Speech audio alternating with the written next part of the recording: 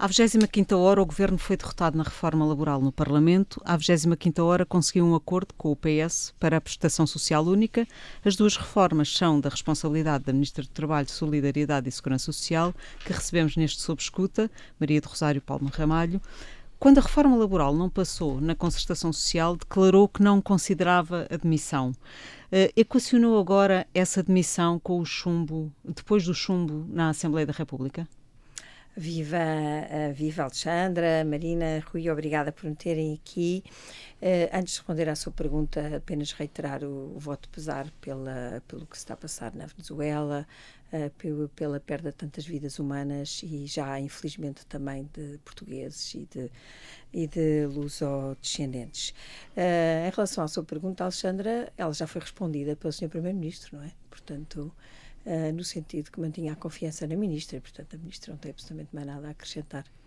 Pode dizer, então, com toda a certeza, que mantém a confiança de Luís Montenegro? Ele próprio disse, não tem que ser eu a dizer, o Sr. Primeiro-Ministro disse isso logo nas primeiras declarações sobre esta matéria e depois também reafirmou em várias vezes. Podia ter essa vontade própria, mas da sua parte, não.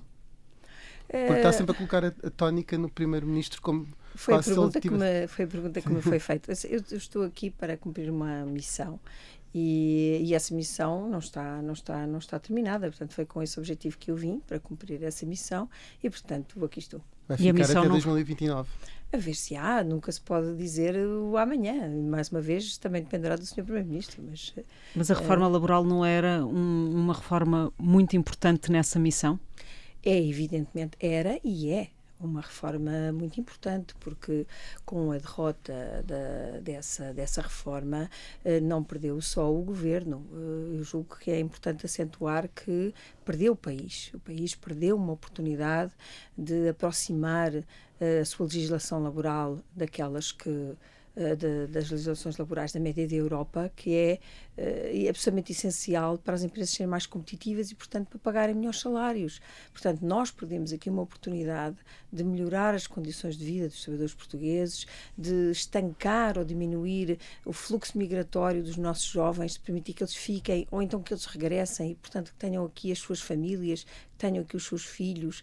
E também perdemos uma oportunidade de, numa altura de relativa calma, em que tivemos todo o tempo para refletir, e esse tempo foi grande, porque não estamos pressionados em termos de empregos, nem de grandes crises económicas, de pensar uma reforma equilibrada, mas que nos prepare também para o futuro, para os grandes desafios que vêm aí, nomeadamente em termos de inteligência artificial, a possível perda de muitos tipos de empregos. Tudo isso está no horizonte e o nosso país devia estar mais apetrechado para isso do que está. E esta reforma caminhava nesse sentido. Portanto, eu já disse, esta reforma é uma inevitabilidade, nós vamos ter que a fazer, seja este governo, seja outro qualquer, ela vai ter que ser feita. É pena que não tenha sido feita numa altura em que tínhamos tempo e não estávamos sob pressão, porque se vier a ser feita no futuro, porventura, eu espero que não, mas as condições poderão ser mais difíceis.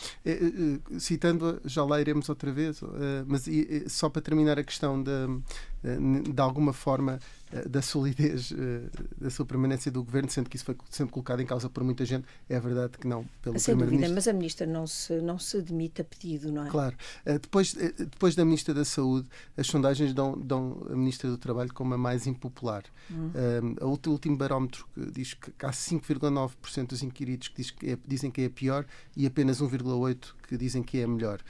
É verdade que não tem nada a ver com os níveis de impopularidade da Ministra da Saúde, mas incomoda a ser a segunda Ministra menos popular. Olha, sabe, as reformas que temos que fazer no Ministério do Trabalho são reformas que mexem muito com a vida das pessoas e, portanto, relativamente às quais as reações emocionais são muito prováveis de acontecer. Acresce quanto à reforma laboral, que foi objeto de uma profundíssima desinformação em todos os lados, e portanto isso também não ajuda as pessoas a refletir com base no que efetivamente está em questão, mas com base nas suas percepções. E eu acho que as popularidades e as impopularidades que se jogam aí. Mas também quero dizer com toda a franqueza, os ministros não estão cá para ganhar concursos de popularidade. Se não fizessem nada, se calhar eram mais populares, mas a mim coube-me esta missão e, portanto, não é por causa de ser mais popular ou menos popular, não é incomoda. ou menos popular.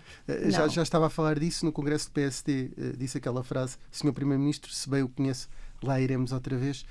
Portanto, voltou ou prometeu voltar a insistir nesta reforma. Disse que as condições podem ser piores, o período até pode ser um período de maior pressão. Quanto mais tempo esperarmos, quanto mais. Não é pressão política, como estava a referir, é mesmo pressão dos acontecimentos, da economia, da mudança profunda nas relações de trabalho, mais desafios então, da inteligência melhor, digital, mais desemprego. Quanto mais depressa, melhor. Porquê? Porque nós já estamos muito atrasados. Nós já devíamos ter feito isto, mas o que nós fizemos foi o contrário. Foi consolidar um sistema muito rígido, continua a assentar no trabalho de chão de fábrica, que assente num sindicalismo que também é muito tradicional, para além de pouco representativo, é muito tradicional. E, portanto, o que vem aí e que já está a acontecer são coisas muito diferentes. E nós já devíamos estar preparados então para isso. Vai coisa insistir... que outros países já estão. Aliás, não é por acaso. Porque é que eu digo que nós já estamos atrasados? Porque a OCDE, o FMI reiterou esta posição no relatório que saiu há 2 dias, não é? A Comissão Europeia dizem que Portugal tem uma das legislações mais rígidas da Europa e que tinha que flexibilizar. Portanto, nós já estamos atrasados. Devíamos ter aproveitado uma oportunidade tranquila para tentar recuperar um bocadinho desse atraso, e não foi o que aconteceu. É neste sentido que eu digo que é uma oportunidade perdida para o país, respeitando tudo em democracia. Vai insistir nela quando? E de que molde? Nós, neste momento, ainda estamos a fazer a avaliação política daquilo que sucedeu, e aliás também devo dizer que não tive tempo para fazer essa avaliação na última semana. O Sr. Primeiro-Ministro esteve fora, e eu também estava um bocadinho no outro dossiê da PSU, mas primeiro temos que fazer a avaliação política. E depois de feita a avaliação política, caberá ao Sr. Primeiro-Ministro e ao Governo decidir quando e como voltaremos a ir a jogo nesta matéria. Mas admite fazer agora propostas isoladas e não em pacote, como foi esta? Alexandra, não posso antecipar cenários porque nunca antecipo antes de fazermos a avaliação política deste dossiê. E é verdade que nas negociações no Parlamento, ainda do pacote laboral, chegou a haver um quase acordo com o Chega? Vamos lá ver, essas negociações que nós tivemos com o Chega, porque o Partido Socialista disse logo que nem pensar, não é? Portanto, nós negociamos com quem quer negociar connosco, e nesse caso foi o Chega. Essas negociações foram divididas por temáticas, e a Ministra calhou, gerir, sempre sob a orientação do Sr. Primeiro-Ministro, como não podia deixar de ser, as matérias exclusivamente laborais. E, portanto, sobre essas nós tivemos, efetivamente, muito próximos de chegar a um acordo, julgo que chegámos mesmo a um acordo. Aquilo que nos dividiu, toda a gente sabe, foi a questão do baixar da idade da reforma e também de limitar as reformas mais altas, portanto, já em pagamento, e isso era inevitável. Essa questão não foi à Ministra que calhou negociar, foi negociada diretamente entre o Sr. Primeiro-Ministro e o Sr.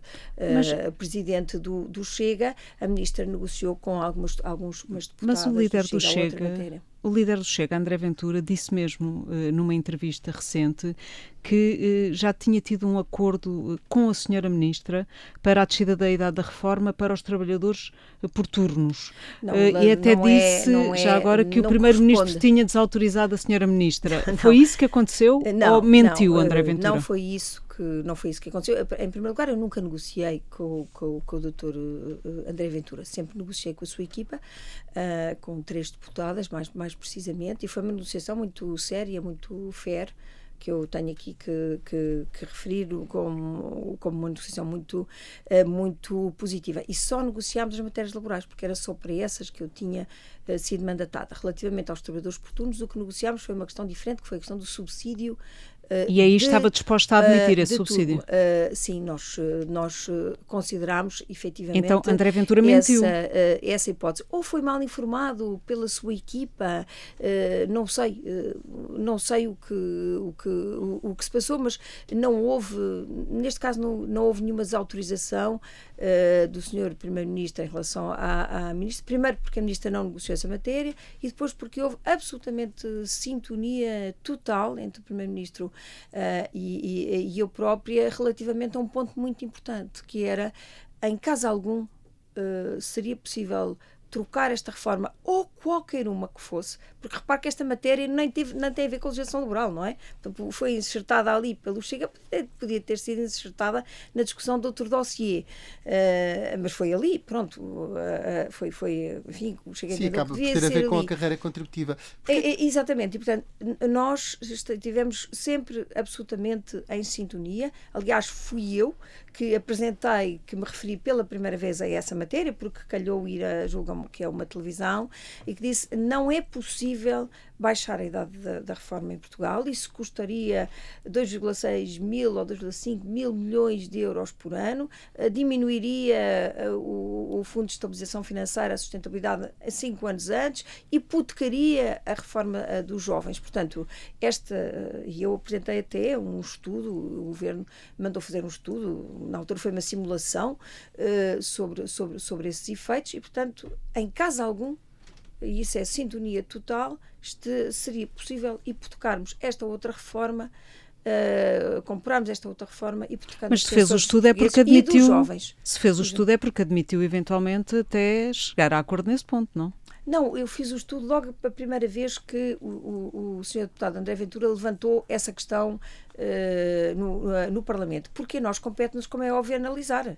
Mesmo as hipóteses que consideramos absolutamente fora do até para provar contexto. Que não é execuível, não é? E com certeza. Nós trabalhamos com base em estudos, com base em indicadores, e eu tenho os números e, portanto, mandei fazer o estudo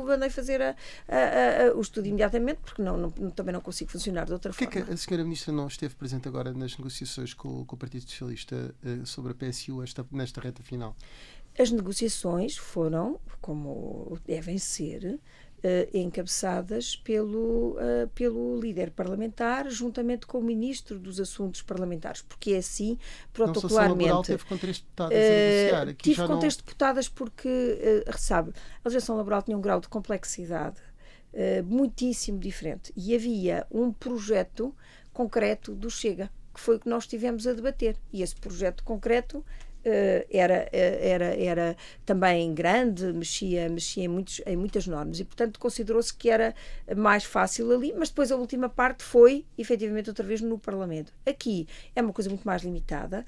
Os pedidos do Partido Socialista, como aliás do Chega, porque negociámos primeiro com o Chega, eram muito mais circunscritos, e portanto foi feito diretamente no Parlamento, como aliás habitual, mas devo dizer que a Ministra do Trabalho esteve sempre na outra ponta do telefone, aliás como o Sr. Primeiro-Ministro. Já agora pergunto-lhe se isto não mostra que a tal segunda volta da reforma laboral, seja ela quando acontecer, deve ser feita com o PS preferencialmente. Repare, o Governo não tem nenhum parceiro preferencial. Nem o Chega, nem o Partido Socialista. Só falo nestes dois, porque são os dois que podem viabilizar um deles, não é? O único parceiro preferencial que o Governo tem são os portugueses, isso sem dúvida. Mas o Chega agora não ficou queimado nestas matérias de trabalho e segurança social? Vamos ver. Na ótica do Ministro, obviamente. O meu entendimento é muito simples. Nós somos um Governo que governa em maioria relativa. E, portanto, nós temos 2 deveres. O primeiro é reformar, é apresentar as propostas, porque nós fomos eleitos para o fazer, não é? E o segundo é dialogar para a sua passagem e negociar para a sua passagem no Parlamento. Portanto, esse é o nosso dever. E, portanto, naturalmente, negociaremos estas, como já outras anteriores, nos casos será mais fácil com o Partido Socialista e, portanto, negociaremos com o Partido Socialista. Noutros casos será mais fácil com o Partido Chega, negociaremos com o Partido Chega. Não compete à Ministra saber se ficou oficial, se um partido ficou queimado com isto ou aquilo. Não, isto é enfim, é uma observação que para eu o não Orçamento de tiraria. Estado também mantém isso? Ou há um parceiro preferencial? Porque no primeiro governo nós também fez parte... Nós mantemos isto para qualquer... Porque no primeiro governo, para qualquer dossiê, porque repare, parceiro... ambos foram eleitos. Os deputados que estão no Partido Chega e no Partido Socialista foram eleitos pelos portugueses. Ambos merecem por isso, ambas as bancadas merecem por isso, como aliás as outras que lá estão, todas, merecem igual respeito. Quando se diz parceiro preferencial, tem sobretudo a ver com o tipo de matérias. Olha, por exemplo, esta matéria da PSU. Nós começámos por negociar com o Chega. Porquê? Porquê? Porque o Chega, quando o diploma chegou, disse que estaria de acordo. E o Partido Socialista disse logo que estaria contra. Portanto, é natural que tivéssemos começado por negociar com o Chega. Foi naquela circunstância o parceiro preferencial, porque disse que estava de acordo com o diploma. Em princípio, depois acabou por impor exigências que não eram admissíveis e nós fomos falar com o Partido Socialista, que entretanto também se disponibilizou. Portanto, não há aqui nenhum jogo escondido e julgo que a mesma coisa será para o orçamento. No primeiro governo, no orçamento, havia sempre a ideia de primeiro devia tentar-se pelo Partido Socialista. No segundo governo, em virtude da alteração... Não sei, nós passámos algumas leis que não foram com o Partido Socialista, não é logo no primeiro governo. Mas toda a narrativa era de que o PSD procurava primeiro o Partido Socialista e depois então neste segundo não tenho governo conhecimento mudou. Dessa narrativa, essa nunca foi a posição do governo, não. Calhou talvez em razão das matérias. Quando me refiro ao primeiro governo, portanto é a eleição que decorre das legislativas de 2024. Sim, claro. E agora parece que já não nos lembramos disso, mas o Chega na altura até havia quase, não era uma cerca sanitária, mas não havia uma negociação com o Chega. Isso, entretanto, desbateu-se neste segundo governo, mas acho que já respondeu à questão que é, para o Orçamento de Estado, nenhum dos dois é preferido. Pois, nenhum dos dois, e os dois poderão ser bons parceiros. Ambos poderão ser bons parceiros. Mas o que esta tem sido a linha do governo, sabe? Há sempre muita efabulação à volta do que é que o governo pensa ou deixa de pensar, as cercas sanitárias, tudo isso devo dizer que faz pouco sentido para nós. Foi marcada uma reunião da Concertação Social agora para o próximo dia 15 de julho. O que é que vai levar à reunião? Ainda estamos a debater a ordem de trabalhos, até porque normalmente há conversas preparatórias com os parceiros, que ainda não tivemos para isso. Como sabe, a Comissão Permanente da Concertação Social reúne regularmente e, portanto, fazia todo sentido para nós fazermos uma reunião antes das férias de verão. Há muitos dossiês em cima da mesa, a segurança e saúde no trabalho, a formação profissional.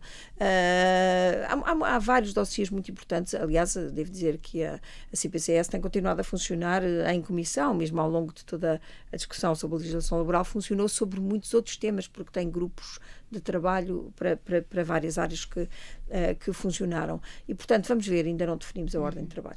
Vai voltar a reunir-se com a UGT e com a CGTP, com os seus representantes, depois destes 9 meses e do desfecho... 11 meses. E do desfecho que é conhecido do pacote laboral. Como é que ficou a relação com as centrais sindicais? Pode-se dizer que ficou ferida de morte? Não, eu também peço-lhe desculpa, mas também nunca utilizaria esse termo. As nossas relações na CPCS são sempre cordiais.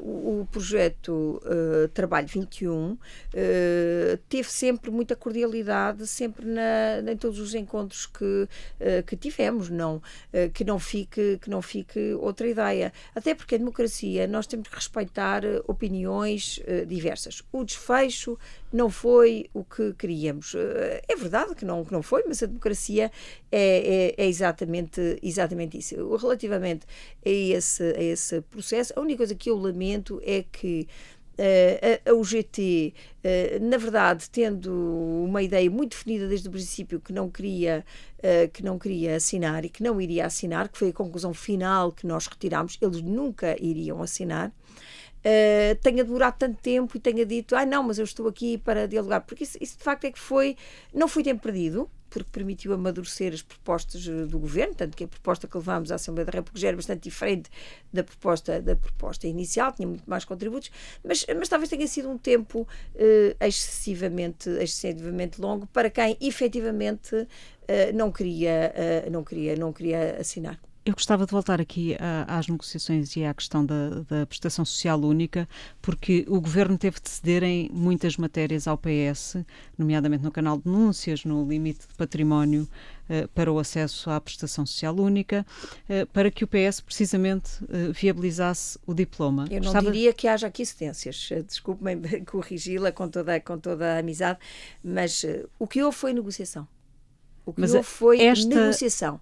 E a negociação, o resultado final, não retirou nenhum dos princípios do diploma. A prestação social única que ficou é ainda a sua prestação social única? Sem dúvida, é a prestação social única do Governo. E permita-me dizer que esta, sim, é uma reforma. Eu considero que o dia de ontem foi um dia, de facto, de vitória aqui para o país, ao contrário da semana passada, já disse há pouco, é um dia de vitória porque nós conseguimos alterar o paradigma do subsistema de solidariedade da Segurança Social, portanto, aquele não contributivo, que é constituído por dezenas de prestações, com condições de recurso diferentes, para situações diferentes, noções de agregado familiar diferentes, que umas se sobrepõem a outras complementam outras, portanto, um sistema muito, muito fragmentado, construído ao longo de décadas, e, portanto, e que parecia que não se conseguia mexer ali. E, portanto, ao conseguir-se mexer, nós temos um paradigma de uma prestação que fica ao dispor dos cidadãos que tenham uma situação de privação material severa, independentemente da razão dessa situação, é porque perderam o pai que trabalhava, ou porque ficaram no desemprego e já não têm o direito de subsídio de desemprego, ou por outra razão qualquer, ou porque têm toxicodependência, estão à margem do mercado de trabalho, precisam de ajuda. Estas pessoas passam a saber que têm direito àquela rede de proteção, que é mais fácil de acesso. É mais simplificada, não é? É mais absolutamente. Mas, portanto, a grande reforma é passar de 13 prestações para 13 subsídios e apoios para uma só. Era preciso tanta dor na negociação? Esse é um dos aspectos, é a simplificação, mas a simplificação é para servir as pessoas na mesma, não é?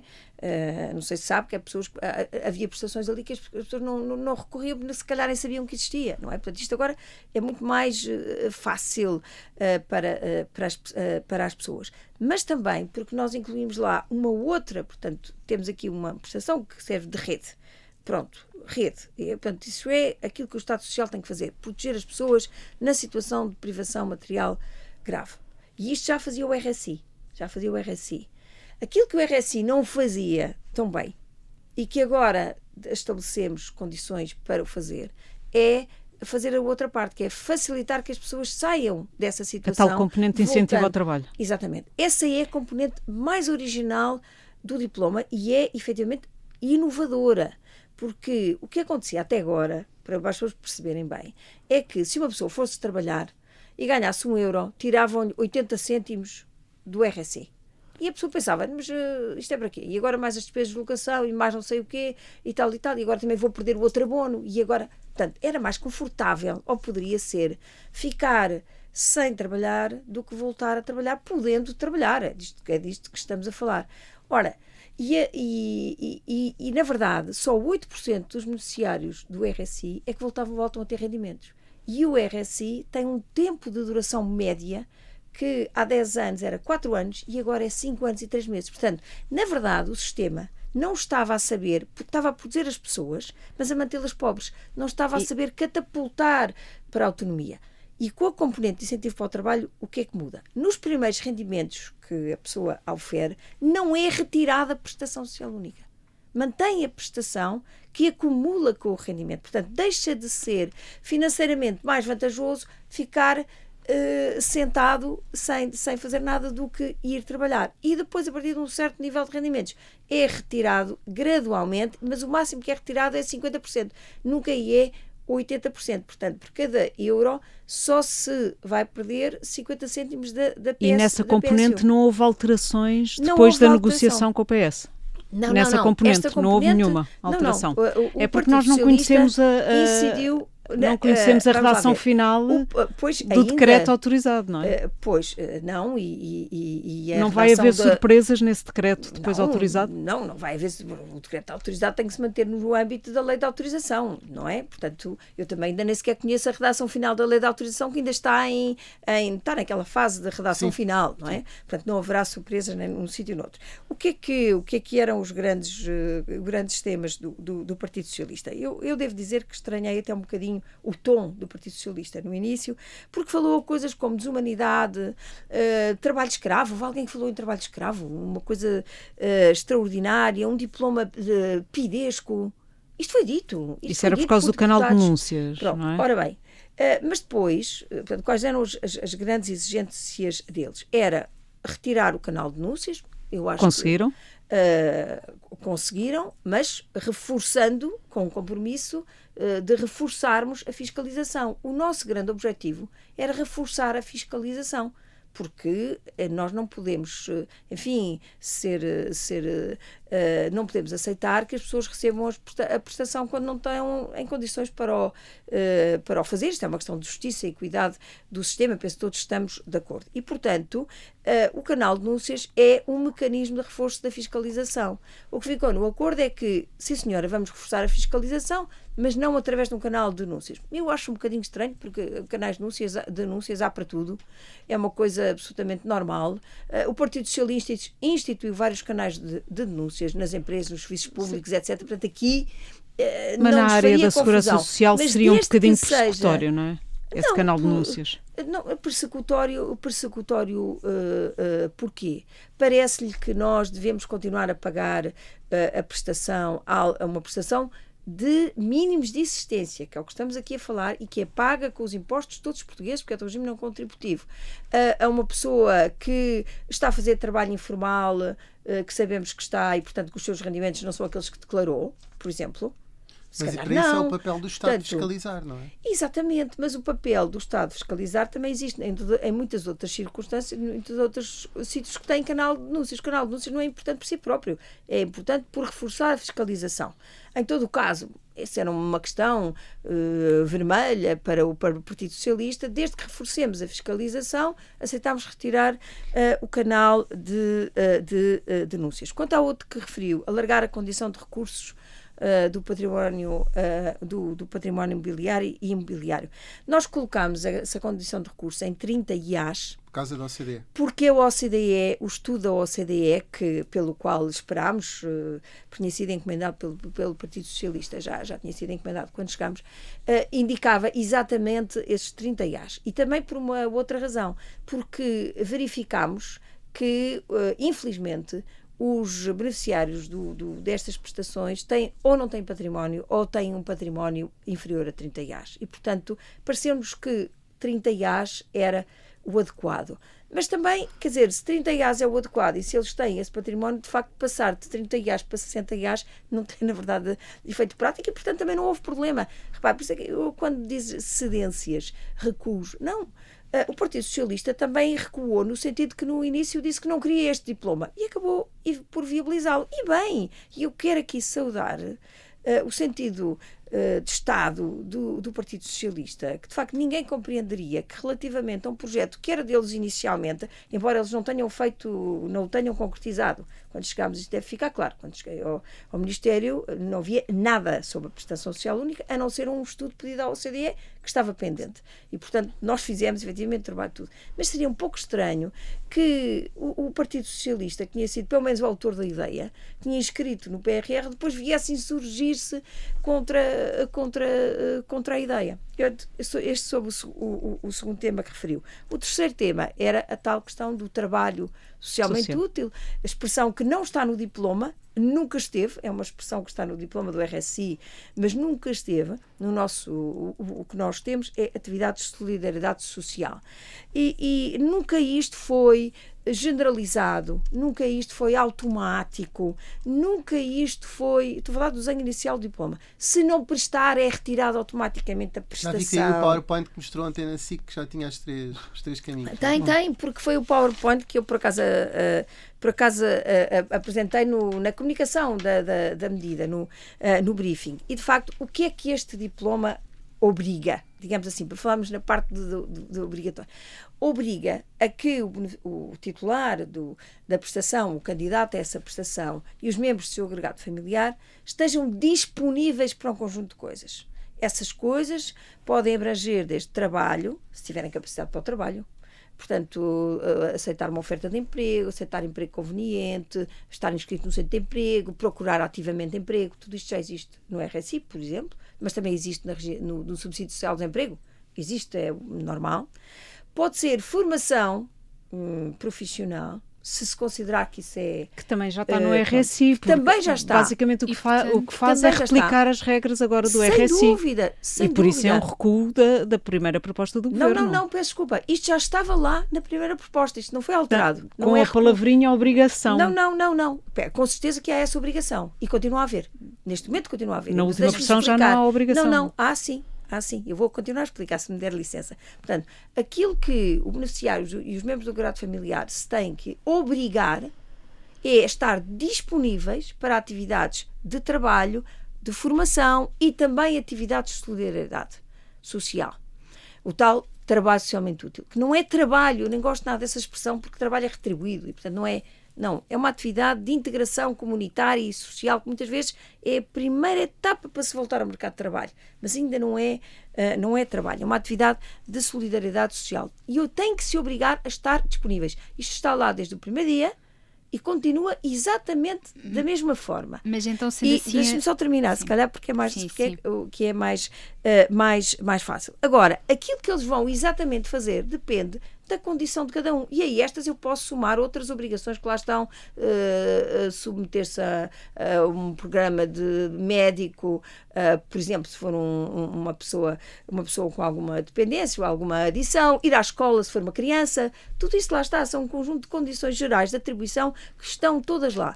E nós acentuamos que há uma obrigação de estarem disponíveis para, e depois quais é que farão? Aquelas que, de acordo com o seu plano, que é definido pela instituição gestora, não é? Pelo técnico, há um técnico para cada processo, seja definido como mais adequado à condição daquela pessoa. E se for uma criança, é ir à escola, e se for um jovem, se calhar é formação profissional, e se for um adulto, é com certeza procurar trabalho e ter trabalho, e pode ser também o desempenho destas atividades. Mas eu quero dizer aqui uma coisa muito clara. Isto está lá na nossa versão inicial. Este slide que eu mostrei quando comuniquei o diploma. Portanto, não há, e eu acho que talvez, e é condição de atribuição da PSU. Se não estiver disponível para isto, e atenção, que não é em todos os casos, também se falou aí das pessoas com deficiência, obrigávamos pessoas com cancro a trabalhar, não é nada disso. Há pessoas que estão expressamente e à partida dispensadas de algumas destas obrigações, as que têm deficiência acima dos 80%, e depois abaixo disso é caso a caso, portanto, como também já estava previsto que fosse. O que é que há aqui de diferente? É que o atual RSI prevê que haja uma coisa chamada contrato. Pronto. E, portanto, este contrato faz depender da vontade do contraente, não é? Portanto, aqui do beneficiário, estar disponível ou não para estas coisas. E este contrato desaparece. Portanto, na verdade, neste significa sentido, se o técnico impuser determinada coisa, ele terá de fazer. E não houver fundamento para dispensar... Para o Governo a obrigatoriedade se mantém. É isso? Sem dúvida. E assim terá que ser. Assim como, se não for cumprida uma daquelas atividades por uma razão injustificável e grave, se perde o direito à prestação. Portanto, na verdade, o que nos separava aqui, julgo eu, do Partido Socialista, era mais semântica do que mas, sendo jurista, sabe que as palavras contam, não é? Mas estas palavras eram as que estavam lá desde o primeiro dia. Mas ouça, se quando uma mensagem não é bem entendida, nós temos que a clarificar. E, portanto, neste acordo ficou mais claro, porventura, como é que é. Isso sem dúvida. Agora, como devem calcular, observações que isto é trabalho forçado, que isto é trabalho escravo, que isto é desumano, eram absolutamente fora do contexto, não é? E o PS acabou por concordar com isto, porque viabilizou o diploma, não é? Sim, mas então o Governo vai dar instruções aos serviços, no sentido de que o trabalho social, que será inserido nos atividade de solidariedade social, seja aplicada como obrigatória. É isso que vai acontecer? Não, desculpe. Está, desde o início, no desenho da prestação, a obrigação de estar disponível, é só isto que lá está, estar disponível para atividades relacionadas com trabalho, procurar trabalho, estar inscrito no centro de emprego, etc., aceitar emprego conveniente, atividades de formação, disponibilidade para atividades de solidariedade social. A aplicar, repare, este sistema tem que ser flexível. Depende de cada caso concreto. Se numa situação pode ser adequado uma medida e noutra outro, e ao longo da execução da prestação também pode ser adequado a variar. Mas portanto, também, todas estas, a disponibilidade para tudo isto está lá previsto como condição geral de atribuição. E depois o desenho é à medida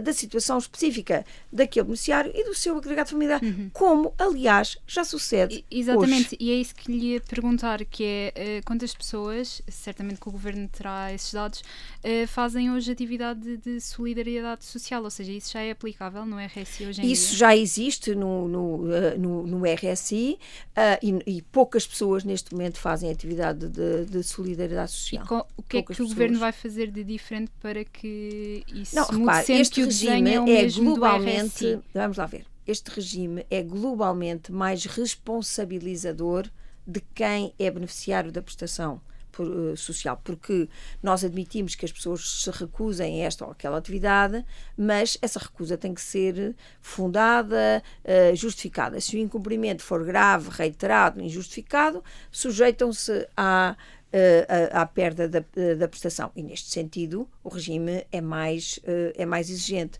Em contrapartida, nós damos muito melhores condições às pessoas para poderem retomar a sua autonomia através do complemento de incentivo para o trabalho. Portanto, nós verificamos que o sistema atual protege na pobreza, mas não favorece a saída dessa situação. E, portanto, metemos, digamos assim, toda a força na medida de incentivo para o trabalho. E isso é que é o aspecto inovador, e esse aspecto é que devia ser realçado. Nós não queremos que as pessoas fiquem nesta situação de dependerem de um subsídio, nem que seja por mais um minuto, do que aquilo que deveria acontecer. Estamos com cerca de 10 minutos no fim da entrevista, o tempo passa sempre a correr, e ia só perguntar e também pedir aqui alguma que fosse o mais sintética possível, se o Presidente da República pode de alguma forma surpreender na promulgação da prestação social única, ou parece-lhe que vai passar tranquilamente em Belém? E já agora, se o facto de ser aprovado com o Partido Socialista lhe parece mais uma forma de passar mais tranquilamente?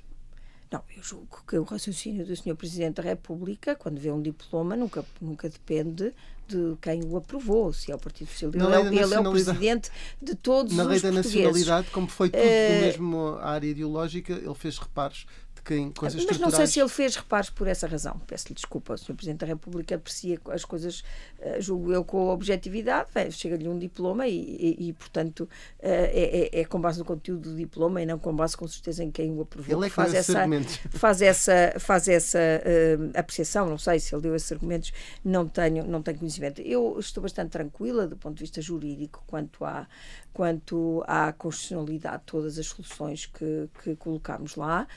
não estava tranquila, não estava nada tranquilo quando estava a avaliar os pedidos do Partido Chega, sem dúvida, porque são algumas exigências, eram exigências que, do meu ponto de vista, afrontavam a Constituição e o princípio da igualdade, etc. Mas com este desenho estou confiante, enfim, do ponto de vista técnico, que será assim. Na próxima semana vai receber o relatório sobre a sustentabilidade da Segurança Social de Jorge Bravo.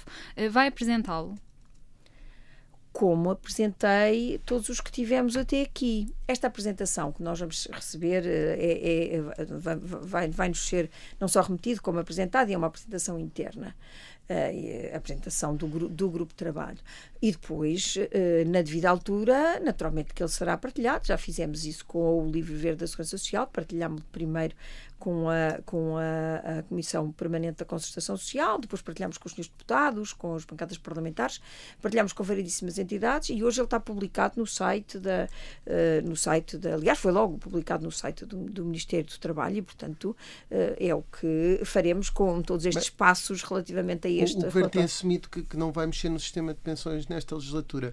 Isto é preparar terreno para avançar numa eventual próxima legislatura? É isso? Ouça, este relatório, ou este pedido que nós fizemos, não conheço o relatório, este pedido que nós fizemos do novo relatório decorre, como sabem, de visões contraditórias sobre a sustentabilidade do sistema de segurança social português. Uma visão mais otimista, digamos assim, do Livro Verde, e uma visão muito, muito pessimista sobre as mesmas realidades do Tribunal de Contas. E, portanto, perante esta dualidade, nós entendemos que devíamos pedir uma outra opinião. Não está, de facto, no programa do Governo mexer no sistema de pensões, embora já esteja em curso. A reforma da Segurança Social está em curso em muitos outros níveis, por exemplo, a transformação digital está a ser um grande sucesso. Esta PSU, a reforma nas prestações não contributivas, é um grande passo ao nível das prestações. Quanto às pensões propriamente e à sustentabilidade, não está previsto. Teremos que avaliar se há algumas medidas que são medidas complementares, que não mexem na estrutura do sistema de pensões, como os planos complementares de reforma, que se é possível antecipar, porque entretanto também tivemos um outro elemento, que foram a comunicação da Comissão Europeia a dizer tem que olhar, tem que fazer, e portanto, mas será só nessa medida, mas neste momento estou-me a antecipar, ainda nem vi as conclusões do relatório. Há pouco referiu o relatório do FMI, e o FMI coloca um capítulo inteiro sobre pensões, em que recomenda até várias mudanças no sistema, nomeadamente o corte das reformas antecipadas e da pensão de sobrevivência. É algo que o Governo está a equacionar, aceitar essa recomendação? Neste momento ainda não estamos a equacionar, porque até estamos à espera deste estudo interno, mas obviamente nós olhamos sempre com atenção para as recomendações do Fundo Monetário Internacional, como é óbvio, ou da Comissão Europeia, ou de outras entidades, internacionais com credibilidade, não é? E o FMI também considera que a fórmula de atualização anual das pensões e a taxa de formação da pensão devem ser mudadas. Isso é matéria estrutural. Portanto, essa é das tais matérias estrutural. Portanto, se estiver a falar de incentivar a literacia financeira, a poupança autónoma para um plano complementar de pensões, não é estrutural, digamos assim. Agora, se eu estiver a falar da fórmula de cálculo, da atualização, isso sim, e portanto isso, claro, não está no âmbito desta legislatura. Senhora Ministra, para terminarmos, só queremos saber se vai propor a subida do salário mínimo para 2027 e em que valor. É uma das matérias que irá com certeza à Comissão Permanente da Concertação Social. Nós temos um acordo que está em vigor, que é o Acordo de Valorização Salarial e Crescimento Económico, e que foi celebrado ainda no âmbito do 24º Governo Constitucional, e que previa um aumento todos os anos do salário mínimo. E, portanto, evidentemente temos que equacionar essa realidade para o próximo ano, o aumento que lá está previsto, e portanto isso que vai estar, e eventualmente equacionar a mudança que entretanto houve de legislatura, que nos fez subir a legislatura mais um ano, e portanto pode ser superior, exatamente. é isso que vamos equacionar Mas admite essa possibilidade de ser não admito, nem deixo de admitir. Para ser absolutamente claro, é matéria de negociação com os parceiros. Não exclui. Muito bem. Senhora Ministra, muito obrigada por ter estado sob escuta. Muito obrigada eu.